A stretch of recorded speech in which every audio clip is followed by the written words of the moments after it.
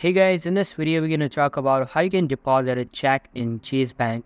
So make sure to watch this video till the end and let's get started. To start, use your bank's mobile app to make a mobile deposit. Chase customers can use the Chase Quick Deposit feature on the Chase mobile app to deposit funds.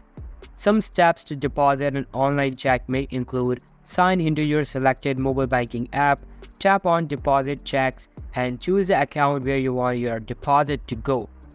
Enter the deposit amount and take a photo of front of the check. Endorse your check and tap on next. Then take a photo of back of the check and choose deposit and then tap on yes to confirm. Not every bank supports every phone or operating system, so check with your bank to confirm that your phone is supported. With mobile deposit, there may be limits associated with how much you can deposit at once. These limits may differ from person to person depending on factors like your account type, your deposit history, how long your account has been open.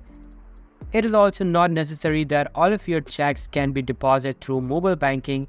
These are some checks that usually get accepted: personal checks, business check, government checks, cashier checks. So this is basically how you can deposit a check in Chase Bank. So that's all for today's video. Hope you liked the video. I'll be meeting in the next one. See you soon. Bye.